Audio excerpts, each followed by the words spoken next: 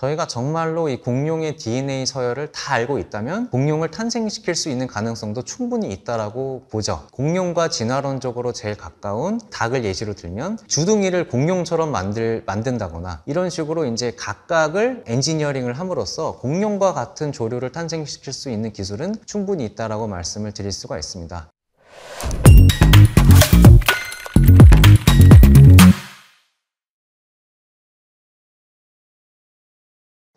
이번 2강에서는 이제 합성생물학을 통한 미생물 프로그래밍이라는 주제로 강연을 할 건데요. 이번 시간에는 저희가 이제 앞서 1강에서 배웠던 합성생물학이라는 그런 학문을 사용해서 어떤 식으로 저희가 미생물 또는 생명체를 인위적으로 프로그래밍을 할 수 있는지, 또는 어떤 원리로 이런 미생물 프로그래밍이 가능한지에 대해서 얘기를 해보고자 합니다. 우선 우리가 유전자를 마음대로 편집할 수 있는 시대가 왔다라고 얘기를 했죠. 그 얘기를 본격적으로 하기 앞서서 몇 가지 좀 얘기를 드리고자 합니다. 우선 첫 번째 말씀을 드리고 싶은 거는 1990년대에 나온 가타카라는 영화인데요. 사실 이 영화 제목 자체가 굉장히 흥미롭습니다. 바로 제가 말씀드렸던 이 ATGC 4가지 염기 서열로만 제목을 구성을 했어요. GATT-ACA, 가타카 이렇게 구성을 했고요. 이 영화에 대한 내용을 간단하게만 얘기를 드리자면 이 미래 사회에 대한 이야기입니다. 저희가 미래에는 마음대로 앞으로 태어날 아기의 유전자를 편집을 해서 정말 좋은 형질만을 가진 아기가 태어날 수 있도록 만들 수 있는 그런 시대가 오고, 그렇게 되면 저희가 직장을 구할 때도 유전자 검사를 통해서 그 직장에 취직할 자격이 되는지 안 되는지를 선별해낼 수 있게 되는 그런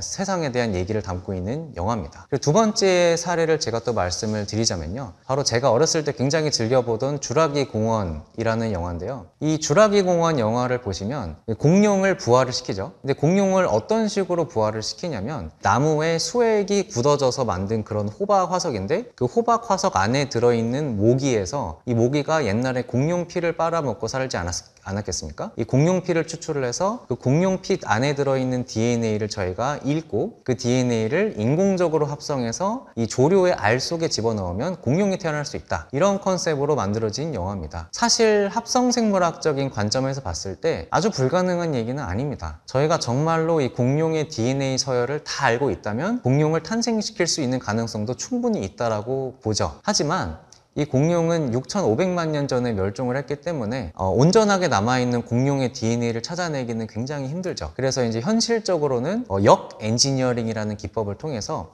공룡과 진화론적으로 제일 가까운 닭을 예시로 들면 주둥이를 공룡처럼 만든다거나 아니면은 다리의 길이를 공룡처럼 길게 만들다거나 이런 식으로 이제 각각을 엔지니어링을 함으로써 공룡과 같은 조류를 탄생시킬 수 있는 기술은 충분히 있다라고 말씀을 드릴 수가 있습니다. 이 유사한 예시로서 최근 매머드 부활 프로젝트도 진행이 되고 있죠. 이 하버드 의대의 조지 처치라는 교수님이 진행하고 있는 프로젝트인데요. 이 시베리아 동토에서 정말 잘 보존된 그런 매머드의 사체에서 DNA를 뽑아낸 다음에 그 DNA를 이용해서 이 코끼리 난자를 편집을 하면 이 매머드와 비슷한 생물의 수정란이 탄생이 될 수가 있습니다. 그거를 이제 코끼리에 착상을 시키면 매머드가 탄생할 수 있다라고 얘기를 하고 있습니다. 어떻게 될지 모르겠지만 가까운 미래에는 저희가 이런 멸종된 생명체를 관찰할 수도 있는 날이 올 수도 있겠습니다. 이러한 모든 일들을 가능하게 해주는 기술이 바로 유전자 가위라는 기술입니다. 이 유전자 가위의 어떤 조상격이 될 수 있는 기술이라고 할 수 있는 게 바로 제한 효소라는 기술인데요. 이 제한 효소는 DNA의 특정 서열을 인식을 해서 잘라내는 그런 역할을 합니다. 이 제한 요소라는 거는 세균의 어떤 면역 시스템에서 왔어요. 세균의 경우에는 바이러스에 감염이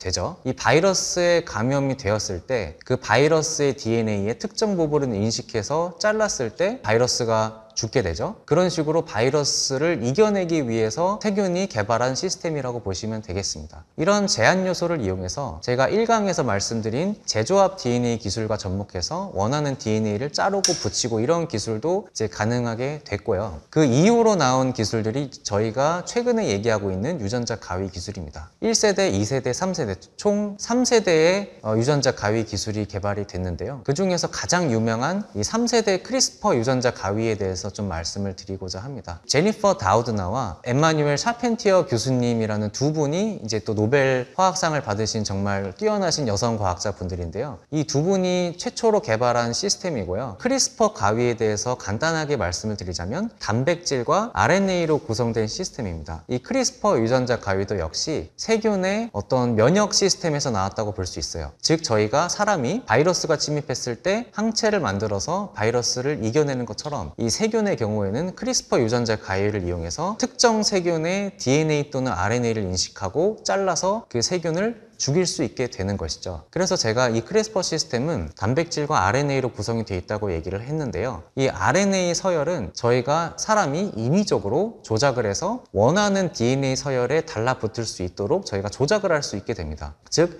어떤 DNA든 간에 이 크리스퍼 시스템을 엔지니어링을 하면 원하는 DNA에 달라붙어서 그 DNA를 자를 수 있게 하는 거죠. 그렇다면 이러한 유전자 가위가 어떤 식으로 응용이 될 수 있는지를 좀 살펴보고자 합니다. 우선 간단한 사례로는 저희가 일반 돼지를 유전자 가위를 이용해서 편집을 하면 정말 근육질인 그런 슈퍼 돼지도 만들 수가 있고요. 또 반대로는 정말 애완용으로 활용될 수 있을 만한 그런 작은 미니 돼지도 만들 수가 있습니다. 그리고 또 이제 식품 쪽에서 들여다보자면요. 이 굉장히 빨리 자라는 연어도 만들 수가 있습니다. 한 2배 정도 빨리 자라는 연어인데요. 이게 이제 미국 FDA에서 식품용으로 최초로 승인이 된 유전자 조작 생물이라고 말씀을 드릴 수가 있겠습니다. 이 미국, 캐나다에서는 식용으로 잘 판매가 되고 있는 식품이고요. 그리고 이제 이 GMO에 대해서 좀 간단하게 말씀을 드리고자 합니다. 이 보통 사람들이 이 유전자 조작 생물, 즉 GMO에 대해서 굉장히 좀 안 좋은 인식을 가지고 계신 분들이 많아요.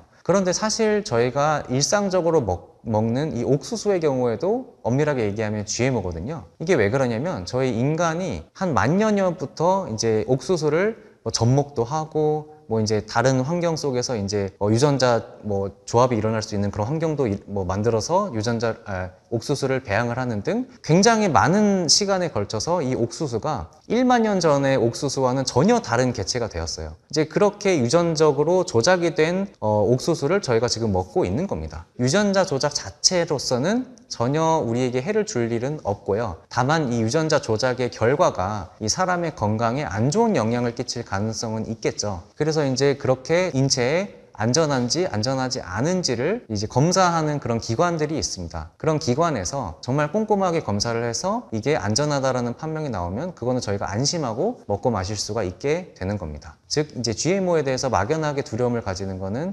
가지실 필요가 없다라는 얘기를 드리고 싶습니다. 이 유전자 조작의 다른 예시를 또 말씀을 드리고 싶어요. 최근에 이제 디자이너 베이비라고 우리가 이제 심지어는 사람도 유전자를 조작해서 원하는 그런 유전자를 삭제하거나 유전자를 삽입할 수 있는 그런 기술이 개발이 되었습니다. 그 중국의 이 허징쿠이라는 교수님이 의뢰를 받았어요. 한 부부가 왔는데 그 남편은 에이즈에 감염이 된 사람이었고 아내는 에이즈에 감염이 되지 않은 사람이었는데 우리 아이는 에이즈에 걸리지 않는 그런 유전적인 성질을 가지고 있도록 좀 개량을 해주세요, 이런 의뢰를 받았는데요. 그래서 이제 이 에이즈를 일으키는 HIV 바이러스가 세포에 달라붙을 수 있게 하는 그런 유전자를 삭제한 채로 이 수정란을 개발을 했고요. 그 수정란을 이용해서 실제로 아기가 태어났습니다. 그래서 중국에서 쌍둥이가 태어났고요. 그래서 그 결과로 당연히 이분은 이제 감옥에 갔죠. 저희가 아직은 이 사람의 유전자를 저희 마음대로 조작을 하면 안 됩니다. 물론 저희가 기술은 있습니다만 이 사람의 유전자라는 게 굉장히 이제 복잡한 영향을 서로 주고받기 때문에 저희가 어떤 유전자를 조작했을 때 어떤 결과가 나타날지를 아직은 섣불리 판단을 하면 안 돼요. 한 예시로 이 HIV 바이러스가 달라붙을 수 있는 수용체를 없앴다라고 말씀을 드렸죠. 그 수용체를 없앴을 때 최근 연구 결과에 따르면 인간의 수명이 20% 정도 줄어든다라고 합니다. 이렇듯 저희가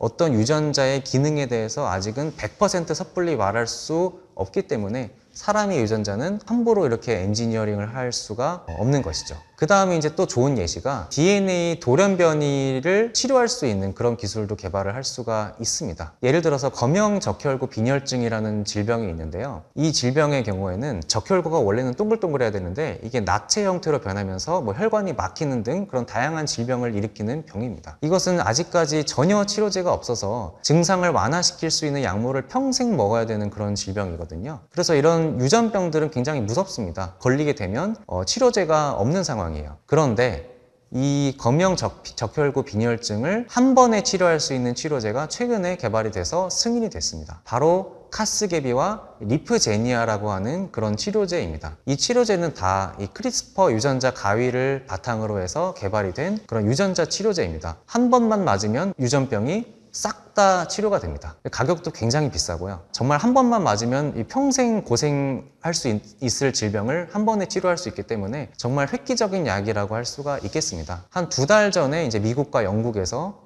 이제 승인이 됐고요. 이제 앞으로는 이렇게 유전병을 치료할 수 있는 기술들이 속속들이 개발이 되리라 기대를 하고 있습니다. 예, 마지막으로 제가 소개시켜드리고 싶은 개념은 이 미생물 세포 공장이라는 개념인데요. 이 미생물이 어떻게 공장이 될 수 있냐, 이게 참 흥미롭죠. 제가 1강에서 말씀을 드린 게 이 DNA가 RNA가 되고 RNA가 단백질이 된다고 말씀을 드렸죠. 근데 이 단백질도 여러 기능을 하는 단백질들로 구분을 할 수가 있습니다. 그 중에서 특정 화학 반응을 촉매할 수 있도록 해주는 그런 생물 촉매를 저희가 효소라고 부르는데요. 이 효소도 단백질의 일종입니다. 저희가 이제 생명체 안에서 굉장히 다양한 화학 반응을 하는 그런 여러 가지 효소들이 있는데요. 효소들의 정보를 가지고 있는 게 바로 DNA겠죠. 즉 저희가 유전적으로 미생물을 개량을 하게 되면 그 미생물 안에서 다양한 효소들이 생산이 되면서 다양한 화학 반응을 일으키게 되고요. 그럼으로써 저희가 원하는 다양한 화학 물질들을 이 미생물 세포 공장으로부터 만들 수가 있게 되는 것입니다. 현재 이렇게 미생물 세포 공장을 개발해서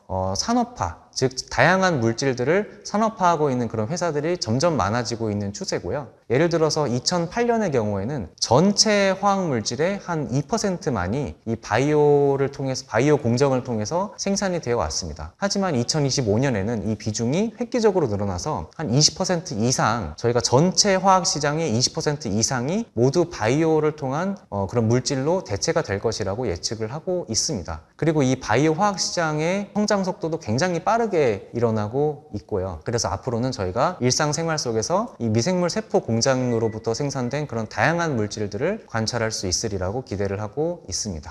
예, 이런 미생물 공장 개발에 있어서 굉장히 중요한 개념 중에 하나가 이 시스템 대사공학이라는 학문입니다. 이 시스템 대사공학은 카이스트의 이상혁 교수님이 처음에 제시하신 그런 개념인데요. 저희가 지금까지 살펴본 합성생물학에 이 미생물의 대사 회로를 분석하고 조작할 수 있는 대사공학적인 개념, 그리고 진화공학, 그리고 시스템 생물학이라는 최첨단 학문들이 모두 융합돼서 저희가 최적의 미생물 세포 공장을 만들 수 있는 그런 기술이라고 말씀을 드릴 수가 있겠습니다. 즉 예전에는 저희가 생명체 안에 있는 그런 다양한 대사 회로를 일일이 분석하고 조작을 했다면 이제는 굉장히 시스템적인 수준에서 이 대사 회로를 관찰을 함으로써 훨씬 더 효율적으로 미생물 세포 공장을 개발할 수 있는 그런 기술이라고 말씀을 드릴 수가 있겠습니다. 이 유전자 지도를 보시면요, 엄청 복잡하죠. 이게 이제 생물체 하나에 들어가 있는 대사 회로입니다. 심지어 대사 회로가 다 나와 있는 것도 아니에요. 그러니까 이거를 정말 우리 연구자가 하나하나씩 일일이 분석을 해서 최적화한다는 것이 거의 불가능하다고 얘기를 드릴 수가 있겠고요. 진화론적인 개념을 도입하면 이런 대사 회로를 훨씬 더 효과적으로 개량을 할 수가 있게 됩니다. 이 진화론은 처음 이제 찰스 다윈이 제시를 한 개념이죠. 이 생명체가 무작위적으로 돌연변이를 발생을 시키는데 그 돌연변이가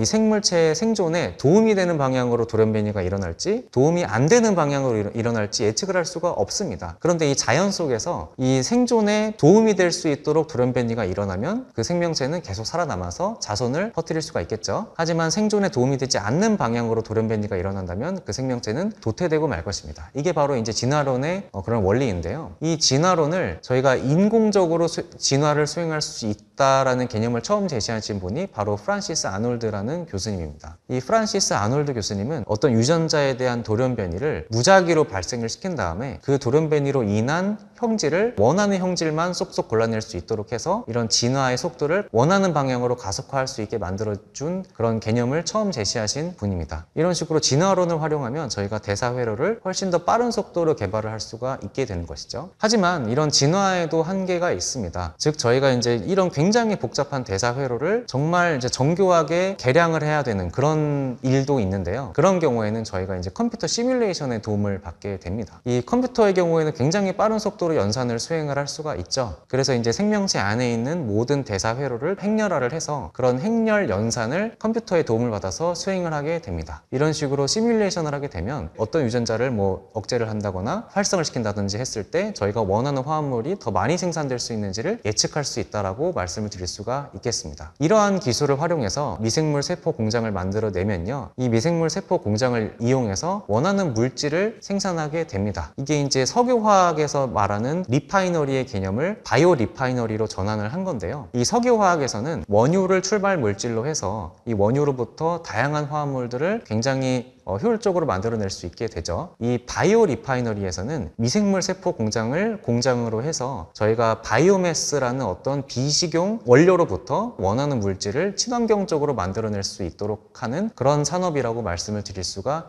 있겠습니다. 이번 강좌에서는 합성 생물학이 어떤 식으로 미생물 또는 생명체를 프로그래밍할 수 있는지를 얘기를 했고요. 그 첫 번째로 유전자 가위에 대해서 얘기를 좀 해봤습니다. 이 유전자 가위 중에서 특히 3세대 유전자 가위인 크리스퍼 유전자 가위가 제일 유용하고요. 이 크리스퍼 유전자 가위를 이용하면 빠르게 자라는 그런 연어도 생산을 할 수가 있고, 또 이제 디자이너 베이비도 만들어질 수 있는 그런 사례도 살펴보았고요. 그리고 최근에는 유전병을 치료할 수 있는 그런 치료제도 개발이 될 수 있다, 이런 말씀을 또 드렸습니다. 그리고 이제 이런 유전자 가위를 비롯한 저희가 미생물을 프로그래밍 할 수 있는 기술을 활용하면 이제 미생물 세포 공장을 만들 수도 있다라는 얘기를 드렸고요. 이 미생물 세포 공장을 만드는 과정에서 특히 유용한 기술이 바로 시스템 대사공학이라는 학문입니다. 이 시스템 대사공학을 통해서 저희가 합성생물학, 대사공학뿐만 아니라 이 진화공학, 그리고 시스템 생물학이라는 그런 최첨단 학문들을 융합을 함으로써 저희가 굉장히 효율적인 미생물 세포 공장을 만들 수가 있고, 이 미생물 세포 공장을 활용을 한다면 저희가 기존의 석유화학 산업을 대체할 수 있는 바이오 리파이너리 산업도 이제 일으킬 수가 있다, 이런 말씀을 드렸습니다. 다음 강좌에서는 이제 이런 합성생물학 기술을 활용해서 실제로 우리 생활에 어떤 식으로 응용이 될 수 있는지, 특히 의식주와 헬스케어를 중심으로 살펴보는 시간을 갖도록 하겠습니다. 감사합니다.